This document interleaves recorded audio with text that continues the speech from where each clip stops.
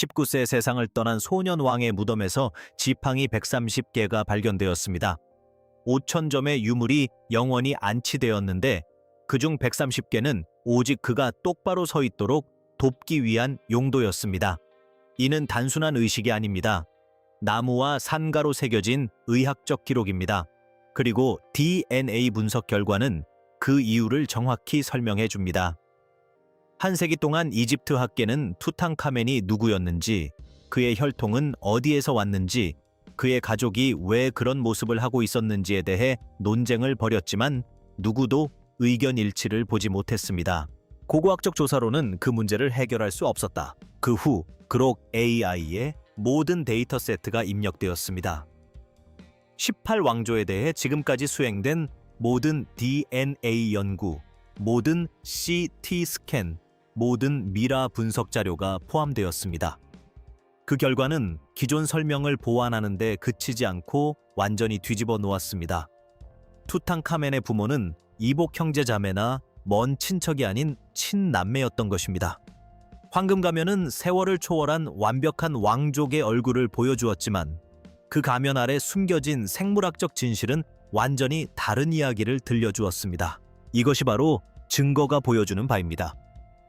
DNA 검사 결과가 최종적으로 무엇을 확인시켜 주었는지 이해하려면 먼저 그 DNA가 나온 가문을 이해해야 합니다. 제18왕조는 전형적인 왕가의 혈통이 아니었습니다. 그것은 마치 폐쇄적인 유전체계, 즉 의도적인 설계에 따라 여러 세대에 걸쳐 스스로에게 되돌아가는 혈통과 같은 것이었다. 이집트인들은 이를 신성한 혈통을 유지하는 것이라고 불렀다. 생물학은 결국 이와는 다른 설명을 제시하게 된다. 투튼카문이 할아버지는 이집트 역사상 가장 강력한 파라오 중 한 명인 아멘호텝 3세였습니다.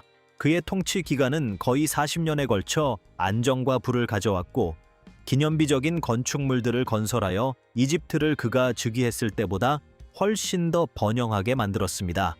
그의 아내는 타 왕비였는데 그녀는 엄청난 정치적 영향력을 가진 여성이었고 그녀의 미라 유해는 온전히 보존되어 있으며 그녀의 얼굴은 이집트 학자들 사이에서 수십 년 동안 논쟁을 불러일으켰습니다.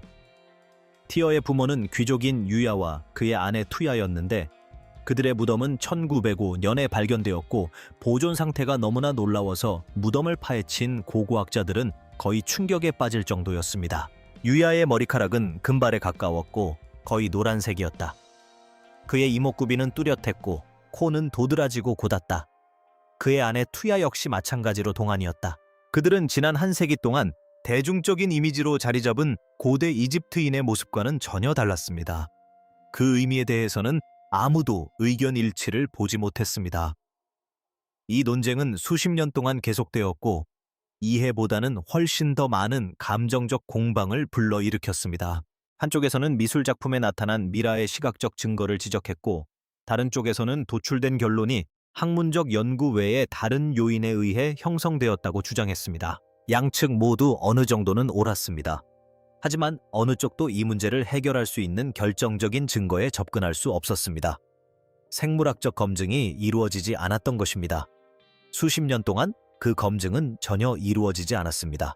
그들의 손자인 아케나타는 왕위를 계승하여 이전이나 이후에 어떤 파라오도 시도하지 않았던 일을 해냈다. 그는 전통적인 이집트 종교 체계를 완전히 폐지하고 태양 원반 A10에 대한 유일신 숭배로 대체했습니다. 그는 오늘날 아마르나라고 불리는 사막 지역에 완전히 새로운 수도를 건설했고 자신의 이름도 바꾸었으며 지구상에서 가장 강력했던 문명을 종교혁명으로 몰아넣었습니다. 그 혁명은 너무나 철저하고 파괴적이어서 그 피해를 복구하는 데 여러 세대가 걸렸습니다. 그는 신중한 사람이 아니었습니다. 그는 연속성에 관심이 있는 사람도 아니었습니다. 아케노타는 위대한 왕비 네페르티티와 사이에 적어도 6명의 딸을 두었는데 네페르티티의 모습은 고대 세계에서 가장 잘 알려진 얼굴 중 하나가 되었습니다. 그는 다른 여성과의 사이에서도 최소 한 명의 자녀를 두었는데 그 아이가 바로 투톤암문이었다. 투톤코메온의 어머니가 누구였는지는 20세기 대부분 동안 이집트 학계에서 가장 치열한 논쟁거리 중 하나였다. 여러 후보가 거론되고 논쟁이 벌어지고 기각되고 다시 주장되고 또다시 논쟁이 이어졌다. 미라는 발견되었지만 역사 기록은 불완전했고 의도적인 삭제로 얼룩져 있었다. 생물학적 근거 없이는 이 질문에 명확한 답을 찾을 수 없었고 찾을 가능성도 없었다. 하지만 논란의 여지가 없었던 것은 근친혼의 양상 그 자체였다. 그것은 왕조의 우연한 사건이 아니라 정책적인 의도였다. 파라오들은 여동생과 결혼했다. 심지어 이복 여동생과도 결혼했다. 어떤 경우에는 딸과 결혼하기도 했습니다. 신성한 혈통은 외부 혈통과의 혼혈을 용납할 수 없을 만큼 신성하게 여겨졌습니다. 이러한 이념은 일관성이 있었지만 생물학적 결과는 그렇지 않았습니다. 직계 가족 내에서 결혼하는 세대가 늘어날수록 다음 세대로 이어지는 유전적 다양성은 줄어들었습니다. 육체적 취약점은 세대를 거듭하며 조용히 눈에 띄지 않게 축적되어 그 어떤 금이나 의식으로도 막을 수 없는 심판을 향해 나아갔다. 미라는 그 질문을 던졌지만 유물론은 답을 찾을 수 없었다. 그 질문에 답하려면 제18왕조의 폭격기들이 자신도 모르게 보존해둔 무언가가 필요했다. 바로 DNA였다. DNA가 한마디도 하지 않기 전에 시신은 이미 이야기를 들려주고 있었다. 투텐카문의 미라를 현대 과학의 도구로 조사했을 때 영상에서 드러난 것은 암살자의 일격이나 궁정 음모의 갑작스러운 폭력으로 젊은 나이에 세상을 떠난 왕의 육체적 기록이 아니었다. 그것은 훨씬 더 조용하고 체계적이며 여러 면에서 더욱 충격적인 무언가였다. 손상은 외부에서 가해진 것이 아니었다. 태어날 때부터 내부에서 축적되어 휘어진 도리깨를 잡을 수 있을 만큼 자라기도 전에 그의 뼈에 새겨져 있었다. 그는 왼쪽 다리에 기형족을 가지고 있었고 그 발에는 골개사가 있었는데 이는 뼈로 가는 혈액 공급을 차단하여 점진적이고 돌이킬 수 없는 손상을 일으키는 콜라병과 일치하는 소견이었다. 구개열 척추측만증. 그의 골격 구조는 10살의 왕위에 오르기 전부터 신체적으로 근본적인 문제가 있었던 젊은이를 보여준다. 그리고 지팡이가 있다. 그 무덤 안에 안치된 5,000점의 유물 중 130개의 지팡이가 발견되었다. 그 숫자는 항상 기록되어 있었고 항상 목록에 올라 있었으며 항상 그 이유를 설명해왔다. 파라오들은 왕권의 상징으로 지팡이와 도리깨를 들고 다녔다. 지팡이는 이집트 왕권의 시각적 어휘의 일부였으며 필요보다는 지위를 반영하는 의례용 물건이었다. 그러한 설명은 언제나 가능했다. 그것은 항상 불완전했습니다. CT 스캔 데이터 때문에 지속이 불가능해졌습니다. 투텐카문에게는 지팡이가 절실히 필요했습니다. 왼쪽 발의 골질환, 기형발, 영상 검사에서 드러난 골격 구조의 퇴화는 그에게 지팡이 없이 걷는 것이 만성적으로 얼마나 힘든 일인지를 보여주었습니다. 영원히 안치될 그의 무덤에 묻힌 5,000점의 유물 중 130점은 그가 똑바로 설 수 있도록 돕기 위한 것이었습니다. 이는 단순한 의식이 아닙니다. 나무와 상아로 새겨진 의학적 기록입니다. 무덤에서 발견된 다른 유물들에도 동일한 논리가 적용되었다. 꿀과 다양한 식물 화합물들은 훗날 DNA 및 영상 분석을 통해 밝혀진 질병들을 치료하는 데 사용되었던 것들과 일치했다. 이 무덤은 단순히 사후 세계를 위해 준비된 왕실 재산의 보고가 아니었다. 제대로 읽으십시오. 그것은 짧고 고통스러운 생애 동안 한 젊은이가 겪은 만성적인 건강 악화에 대한 기록이었습니다. 사산된 두 딸이 그 그림을 완성했습니다. 그리고 카세나무는 투탄카문의 아내이자 그의 이복 여동생이었으며 아케나탄의 폐쇄적인 체제에서 태어난 또 다른 아이였습니다. 왕조의 일원이었던 그녀는 두 번의 임신 모두 유산되었다. 무덤 안의 작은 관들에 담겨있던 태아 유해를 CT 스캔으로 검사한 결과 이후 가족력 자료를 통해 밝혀진 유전적 요인과 일치하는 골격 이상이 발견되었다. 혈통 순수성에 대한 왕조의 집착은 더 이상 후계자를 낳을 수 없는 지경에 이르렀다. 다음 세대는 태어나기도 전에 세상을 떠났다. 살해설은 수십 년 동안 상당한 관심을 불러일으켰는데 이는 주로 1968년 투탕카멘의 두개골 검사 당시 발견된 뼈 조각을 중심으로 전개되었다. 그 이론은 그가 뒤에서 공격당해 암살당했다는 것이었는데 AA나 호름부 혹은 그를 제거해야 했던 궁정 음모자들의 공범들이었다는 것이었다. 하지만 현대 영상 분석 결과는 이를 뒷받침하지 못했다. 뼈 조각은 방부 처리 과정이나 카터의 발굴팀이 시신을 포장지에서 풀던 중에 떨어져 나갔을 가능성이 가장 높았다. 골절 증거는 사망 직전이 아니라 사망 전후에 골절이 발생했음을 시사했다. 사망 원인, 혈통, 혈통의 기원 등 그 어떤 것도 그록에게 모든 것이 공개될 때까지 명확한 답을 찾을 수 없었다. 2026년 그록 AI는 완전한 데이터 세트를 제공받았습니다. 여기에는 제18 왕조 왕실 밀에 대해 수행된 모든 DNA 연구, 모든 CT 스캔, 모든 방사선 분석, 그리고 해당 가문과 그들이 통치했던 더 넓은 이집트 인구와 관련된 모든 인구 유전학 연구가 포함됩니다. 30년간의 논쟁, 묵살된 토론, 그리고 신중하게 회피된 결론들이 하나의 데이터 세트로 통합되어 그록의 분석 틀에 입력되었다. 지시는 명확했다. 모든 것을 분석하고 생물학적으로 실제로 기록된 것이 무엇인지 파악하며 학문적 경계나 제도적 제약, 불편한 결론에 도달했을 때의 경력상의 불이익에 구애받지 않고 증거를 검토했을 때 무엇을 입증하는지 결정하라. 그록이 내놓은 결과는 기존 설명을 다듬은 것이 아니라 완전히 해체한 것이었다.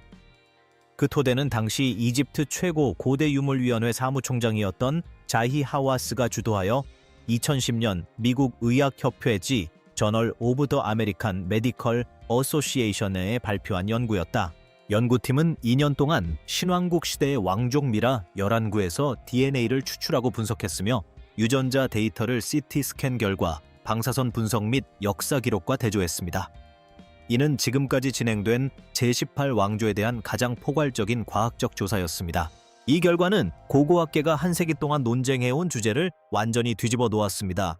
그록의 분석은 기존 연구 결과를 확증하고 훨씬 더 확장시켰습니다.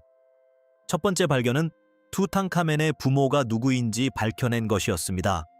왕들의 계곡에 있는 작은 무덤에서 발굴되어 발견 이후 줄곧 논쟁의 대상이었던 KV55미라는 카나토닌으로 확인되었습니다. 유전자 데이터는 KV55와 투탕카멘 사이에 직접적인 부자 관계가 있음을 입증했습니다. KV55가 아케니탄인지 스메나레인지 아니면 왕실 혈통의 다른 남성 친척인지에 대한 논쟁은 이로써 종결되었습니다. 그는 아케니탄이었습니다. 투탕카멘의 아버지는 비문이 아닌 생물학적 증거를 통해 확인되고 신원이 밝혀졌습니다. 투탕카멘의 어머니의 신원 또한 마찬가지로 명확하게 확인되었습니다. 그녀는 KV35 무덤에서 발굴된 젊은 여성 미라로 알려져 있습니다. 그녀는 네페르티티가 아니었습니다. 그녀는 아만 호텝 3세와 티에르 왕비의 딸이었기에 케노텐의 친누이였습니다. 투탕카멘의 부모는 이복 형제자매나 먼 사촌이 아닌 친남매였습니다. 이러한 계산으로 나온 근친혼 계수는 역사상 어떤 왕족 계보에서도 기록된 적 없는 가장 높은 수치 중 하나였습니다. 그록은 이 결과를 2017년 막스 플랑크 연구소의 연구 결과와 대조해 보았습니다. 이 연구는 카이로 남쪽 유적지에서 발굴된 1400년에 걸친 이집트 역사의 미라 99에서 DNA를 추출 및 분석한 것이었습니다. 그 연구 결과는 즉각적이고 놀라웠습니다. 연구 대상이 된 고대 이집트인들은 현대 사하라 이남 아프리카 인구와 DNA를 거의 공유하지 않았습니다. 그들의 가장 가까운 유전적 친척은 현재의 이스라엘과 요르단을 포함하는 레반트 지역의 고대 농경민들과 고대 아나톨리아 인구, 그리고 신석기 시대 유럽인이었습니다. 현대 이집트인들은 고대 미라들에 비해 사하라, 이남 아프리카 혈통을 약 8% 더 많이 가지고 있는데 이러한 변화는 중세 시대에 일어났습니다. 고대 인구와 현대 인구는 동일한 인구가 아닙니다. 가락은 또 다른 연관성을 발견했습니다. 이스라엘 북부의 청동기 시대 매장 유적에서 레반트, 아나톨리아, 이란 혈통이 특정 조합으로 나타난 유골과 함께 예상치 못한 특징이 발견된 것입니다. 밝은 피부색, 흰 피부, 푸른 눈을 나타내는 유전적 표지자가 일반적으로 이러한 특징과 관련이 없는 지역의 유골에서 발견된 것은 해당 인구가 확산되었음을 시사합니다. 그들의 유전적 특징은 고대 근동 전역으로 퍼져나가 조상의 기반을 형성하는 데 기여했습니다. 이후 이집트 밀에 대한 광범위한 데이터가 문서화되었습니다. 한 세기 동안 불편한 논쟁을 불러일으켰던 특징들은 변칙적인 것이 아니었습니다. 그것들은 DNA 분석을 통해 고대 근동 지역에 확고히 자리 잡은 고대 조상 유전자의 가시적인 표현이었습니다. 조상 유전자 발견은 중요했지만 그록이 발견한 가장 충격적인 패턴은 아니었습니다. 그것은 혈통의 기원과는 아무런 관련이 없었습니다. 그것은 왕조가 그 혈통에 어떤 영향을 미쳤는지와 관련이 있었습니다. 유전자 데이터를 통해 계산된 투틴커먼의 근친교배 계수는 통계적으로 우려할 만한 수준의 수치가 아니었습니다. 심각한 수준이었습니다. 그의 부모는 친형제였습니다. 이 단 하나의 사실은 연구의 모든 결과, 영상에서 드러난 모든 뼈, DNA 검사를 통해 확인된 모든 질병, 그리고 태어나기도 전에 이미 병든 몸을 관리하기 위해 무덤에 놓인 모든 물건에까지 연쇄적인 영향을 미쳤습니다. 혈연 관계가 가까운 두 사람이 자녀를 낳으면 자녀가 손상되었거나 열성 변이형을 포함한 특정 유전자의 동일한 복사본 2개를 물려받을 확률이 극적으로 증가합니다. 부모의 혈연 관계가 가까울수록 그 확률은 더욱 높아집니다. 투탕카멘의 형제자매 사이에서 태어난 투탕카멘은 역사상 왕족 계보에서 가장 유전적으로 취약한 인물 중 하나로 기록되었습니다. 그의 몸은 왕조가 혈통 순수성을 위해 투자해온 모든 것의 생물학적 기록부였습니다. 직계 가족 내에서 결혼한 모든 세대는 다음 세대로 이어질 유전적 다양성을 좁혀왔습니다. 신체적 취약점은 5대에 걸쳐 조용히 눈에 띄지 않게 축적되어 결국 10살의 왕위에 올라 20살이 되기 전에 세상을 떠난 한 젊은이에게 집중되었습니다. 2010년 분석에서 확인되고 그로기 전체 데이터 세트를 상호 참조하여 확장한 질병 목록은 개별적인 불행의 목록이 아니었습니다. 그것은 누적된 실패의 연속이었다. 왼쪽 팔의 뼈 괴사는 뼈의 혈액 공급을 차단하여 회복 불가능한 진행성 손상을 일으키는 질환인 콜라병과 일치했다. 거기에 더해 선천성 만곡족, 구개열, 척추측만증, 그리고 말라리아까지 겪게 되었다.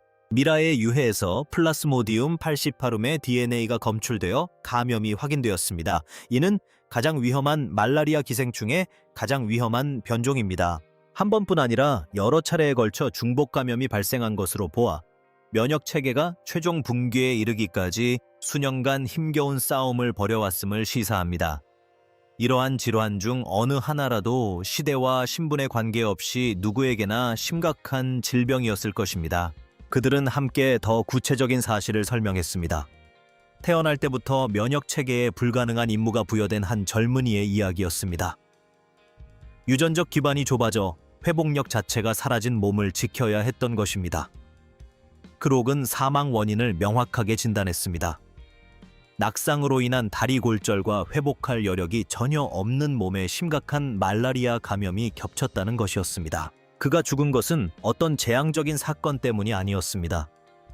그의 신체는 다른 사람이라면 충분히 감당할 수 있었을 고통을 견뎌낼 능력이 완전히 무너져 내렸기 때문입니다. 그 결과는 생물학적으로 이미 불가피했던 운명을 확인시켜 주었습니다. 투탕카멘의 아내이자 이복 누이인 카세나무는 아케나탄의 직계 후손 중 마지막 생존자가 되었지만 후계자도 없고 이집트 왕실 전통에서 인정하는 선택지도 없었습니다. 그녀가 히타이트 왕 수필맥에 보낸 편지는 어떤 기준으로 보더라도 이례적이었습니다. 이집트의 여왕이 이집트 평민과의 결혼을 거부하고 외국 왕자에게 왕위를 양보하려 한 것입니다. 그 편지에 담긴 절박함은 개인적인 것이 아니었습니다. 그것은 왕조의 위기였습니다. 그녀는 그 혈통이 어떻게 변했는지 알고 있었다. 가문을 이어갈 친척은 아무도 남지 않았습니다. 자난자 왕자는 이집트로 가는 도중에 사망했는데 그 이유는 불분명합니다. 안카체나무는 그녀의 외삼촌인 일세와 결혼했는데 그는 3명의 파라오를 섬겼고 이 기회를 잡기 위해 무엇이 필요한지 정확히 알고 있었습니다. 그녀는 그 직후 역사 기록에서 사라집니다. 150년 동안 이집트를 통치했던 혈통은 군대나 혁명으로 무너진 것이 아니었습니다. 그 혈통은 고갈된 것이었습니다. 그리고 그 다음에 일어난 일은 훨씬 더 의도적인 것이었습니다. 호르맙은 권력을 장악한 대부분의 군사령관들이 생각조차 하지 않는 중요한 사실을 이해하고 있었습니다. 사람을 죽이는 것만으로는 충분하지 않다는 것입니다. 진정으로 경쟁자를 제거하려면 그의 이름마저 없애야 합니다. 이집트 신학에서 이는 비유적인 표현이 아니었습니다. 이름은 영혼의 구성 요소였습니다. 이름을 파괴하면 그 사람은 현재뿐 아니라 과거와 현재를 막론하고 모든 시간 속에서 동시에 존재하지 않게 되는 것이었습니다. 호름헤브는 투탕카멘의 이름을 지우려는 시도에 확고한 신념을 갖고 철저함을 발휘했다. 그의 계획은 체계적으로 진행되었다. 투탕카멘의 이름은 신전벽에서 지워지고 그 자리에 호름의 이름이 새겨졌다. 투탕카멘이 의뢰했던 건축 프로젝트들, 즉 룩소르의 열주홀과 카르네악의 스핑크스 거리 또한 호름의 작품으로 선포되었다. 투텐카문기 전국에 세운 복원기념석과 아케나탄의 종교혁명 이후 옛 신들의 귀환을 선포했던 포고문들은 다른 파라오의 카르투로 다시 새겨졌다. 이 작업은 하룻밤 사이에 이루어진 것이 아니었다. 14년에 걸친 통치 기간 동안 체계적으로 진행되었다. 한 인물의 존재를 역사 기록에서 인내심 있게 지워나가는 행정적 작업이었다. 거의 3000년에 걸쳐 거의 완벽하게 진행되었다. 알렉산더 대왕은 기원전 100년의 이집트를 정복했지만 그가 읽을 수 있는 어떤 비문에서도 투탕카멘의 이름을 발견하지 못했습니다. 율리우스 카이사르는 2세기 후에 도착하여 바로 그 신전들에 들어섰지만 그곳에서는 투탕카멘의 이름이 지워져 있었습니다. 1798년 나폴레옹의 원정은 고대 이집트에 대한 최초의 본격적인 유럽 과학적 탐구를 가져왔으며 이집트 전역의 유적에 대한 상세한 기록을 남겼지만 잊혀진 파라오에 대한 의미 있는 언급은 찾아볼 수 없었습니다. 나폴레옹을 수행한 학자들은 람세스를 발견했고 투트모스를 발견했습니다. 그들은 호름헤브가 자신의 정통성에 위협이 되지 않는다고 여겨 이름을 그대로 남겨둔 위대한 파라오들을 발견했습니다. 하지만 투테는 그들 중에 없었습니다. 그를 구한 것은 지질학적 요인이었다. 그가 매장된 지 1년 안에 왕들의 계곡에 내린 폭우로 무덤 입구가 1m 두께의 돌무더기로 뒤덮였다. 투탕카멘이 죽은 지 2세기 후 람세스 5세의 무덤을 발굴하던 인부들이 작업용 막사를 짓다가 그 숨겨진 입구 바로 위에 기초를 놓았는데 그들은 그곳에 입구가 있다는 사실을 몰랐다. 이 우연한 발견은 완벽했고 11월 1일 아침까지 영구적으로 무덤을 가렸다. 1922년 카터팀이 안반에 새겨진 작은 계단 하나를 발견했을 때 그 밀폐된 방은 호름헤브가 조각할 수 없었던 것들을 보존하고 있었다.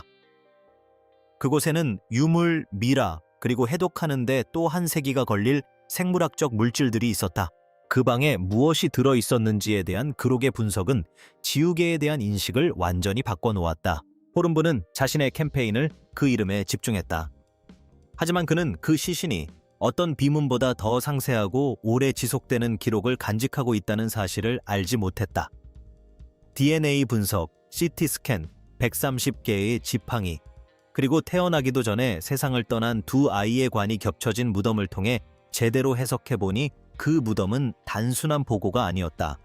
그것은 고대 세계에서 보존된 가장 완벽한 의학적, 유전적 전기였다. 5대에 걸쳐 스스로 멸망을 자초한 왕조는 자신들이 세운 기념물이나 새긴 이름에서가 아니라 자신을 위해 만들어진 것이 아닌 무덤에 묻힌 19세의 소년의 손상되고 병든 뼈에서 가장 자세한 기록을 남겼습니다. 호름브는 자신의 종교에서 인정하는 두 번째 죽음을 자행한 것입니다. 하지만 그가 예상하지 못한 것은 3000년 후 과학이 그 밀봉된 방 안에서 조각칼로는 건드릴 수 없는 무언가를 발견하게 될 것이라는 사실이었습니다. 지우개는 실패했습니다. 그러나 과학이 발견한 것은 아직 끝나지 않았습니다. 그리고 이미 발견된 것들은 이 발견의 의미를 완전히 바꿔놓을 것입니다. 그록의 분석은 왕실에만 그치지 않았습니다. 바로 그 부분이 연구 결과의 실제 의미를 뒤바꾸는 부분입니다. 특정 역사적 인물의 유전 데이터에 직면했을 때 사람들은 본능적으로 그것을 특정한 이야기로 취급하고 이집트라는 범주에 넣어 관련장을 업데이트하고 기존에 알고 있던 내용을 약간 수정하여 앞으로 나아가려는 경향이 있습니다. 하지만 이러한 본능은 잘못된 것입니다. 왜냐하면 제18 왕조 데이터가 속한 패턴은 한 가문, 한 왕조 또는 고대 근동의 한 지역에만 국한된 것이 아니기 때문입니다. 그것은 구조적인 것이며 고대 DNA 혁명은 계속해서 이 구조적 패턴으로 회귀하고 있습니다. 따라서 우리는 이집트 전체 인구를 대상으로 연구를 시작해야 합니다. 2017년 막스 플랑크 연구소의 연구는 조사 대상 고대 이집트인들이 주로 고대 레벤투스 농경민과 아나톨리아 신석기 시대 인구, 그리고 더 나아가 고대 근동의 광범위한 유전적 유산과 연결되는 조상을 가지고 있음을 밝혀냈습니다. 그들의 가장 가까운 유전적 친척은 현대 이집트인이 아니었습니다. 현대 이집트인들은 고대 미라들에 비해 사하라, 이남 아프리카 혈통을 약 8% 더 많이 가지고 있습니다. 이러한 변화는 고대 미라들이 속했던 왕조 시대 이후인 중세 시대에 발생했습니다. 고대 인구와 현대 인구는 유전적으로 구별됩니다. 이러한 발견은 이집트 전체 인구에 적용됩니다. 18 왕조 왕실에 적용될 경우 이는 더욱 큰 의미를 지닌다. 신왕국의 지배 계층은 일반 대중과 동일한 조상 기반에서 혈통을 이어받았고 여러 세대에 걸친 내부 혼인을 통해 이를 집중시키고 압축하여 각 세대가 물려받을 수 있는 유전적 범위는 왕조 건국 당시의 극히 일부에 불과하게 되었다. 그록은 이러한 자료들을 종합하여 30년간의 이집트학 논쟁에서 도달하지 못했던 결론을 도출했다. 한 세기 동안 불편한 논쟁을 불러일으켰던 특징들은 결코 설명할 수 없는 외부 접촉으로 인해 발생한 변칙적인 현상이 아니었습니다. 그것들은 DNA 분석을 통해 신석기 시대를 거쳐 근동 인구 역사의 더 깊은 층까지 거슬러 올라가는 고대 조상 유전자의 가시적인 표현이었습니다. 미라들은 이미 100년 전부터 이러한 사실을 시사해 왔습니다. 고고학적 조사는 그 주변을 맴돌았지만 결국 결실을 맺지 못했습니다. 광범위한 고대 DNA 데이터는 그록이 이를 확인하는 데 필요한 틀을 마련해 주었습니다. 아직 해결되지 않은 부분은 중요하며 명확히 밝혀야 합니다. 2010년 JAMA에 발표된 연구는 엄밀한 검증을 거쳤으며 핵심 결과는 여전히 유효합니다. 하지만 이집트 역사 한 시대의 한 왕조에서 발굴된 미라 11구는 시작일 뿐 결론이 아닙니다. 기자의 피라미드를 건설한 고왕국 문명은 고대 DNA 연구에서 거의 완전히 배제된 상태입니다. 선왕조 시대는 유전적으로 매우 불분명합니다. 대피라미드를 건설한 인구가 신왕국 시대 미라와 동일한 조상 유전자를 가지고 있었는지는 현재로서는 알 수 없습니다. 고대 유전자 염기 서열을 비교하는 데 사용되는 데이터베이스 자체에도 공백이 존재합니다. 더 이상 독립적인 공동체로 존재하지 않는 인구 집단이 유전적 특징을 가지고 있었을 가능성이 있으며 만약 그들이 포함될 수 있다면 전체적인 상황을 상당히 바꿀 수 있을 것입니다. 데이터베이스에 일치하는 항목이 없다고 해서 세상에 일치하는 항목이 없다는 것을 의미하는 것은 아닙니다. 하지만 이미 데이터가 밝혀낸 사실은 논쟁의 여지가 없습니다. 투탕카멘의 혈통은 확인되었습니다. 왕조의 근친혼 정책이 남긴 유전적 대가는 그의 유골, 질병, 사사나 그리고 남은 자가 없어 절망에 빠진 왕비가 외국 왕에게 보낸 편지에 기록되어 있습니다. 미라를 통해 한 세기 동안 암시되어 온 조상과의 연결고리는 고대 DNA 혁명이 꾸준히 구축해왔고 더 많은 유골이 분석되고 더 많은 인구 집단이 지도화됨에 따라 계속해서 구축해 나갈 틀 안에 자리 잡게 되었습니다. 그록은 지금까지 과학이 내놓은 모든 것을 분석했습니다. 그 결과는 기존 이야기의 수정된 장이 아니었습니다. 완전히 다른 이야기였습니다. 그리고 그 이야기를 가시화시킨 과학은 이제 막 시작일 뿐입니다. 황금 가면은 언제나 잘못된 곳을 들여다보는 곳이었다. 그 아래 드러난 얼굴은 연약하고 병들었으며 유전적으로 고립되어 19세에 세상을 떠났다. 그는 자신이 태어나기 몇 세대 전부터 스스로의 멸망을 자초해온 왕조의 산물이었다. 자신이 선택하지 않은 종교 혁명 속에서 태어난 그는 감당하기 힘든 왕좌를 물려받았고 결코 자신을 위한 것이 아니었던 무덤에 묻혔다. 호름은 비석에서 그의 이름을 지워버렸다. 하지만 무덤은 그의 생물학적 흔적을 그대로 보존했다. 3000년 후 생물학적 기록이 훨씬 더 오래 지속되는 기록임이 밝혀졌습니다. 그록은 과학이 수집한 모든 자료를 분석했습니다. DNA, 스캔 데이터, 조상 계통, 복합적인 질병, 그리고 태어나지도 못한 아이들의 빈관까지. 그 결과는 기존 역사의 각주에 그치는 것이 아니었습니다. 그것은 역사를 새로 쓰는 것이었습니다. 고대 세계가 잊었던 소년 왕은 아무도 예상치 못한 해답을 가지고 있었던 것입니다. 황금 가면 자체가 이야기의 핵심은 아니었습니다. 그 가면 아래에 숨겨진 생물학적 원리가 중요했습니다.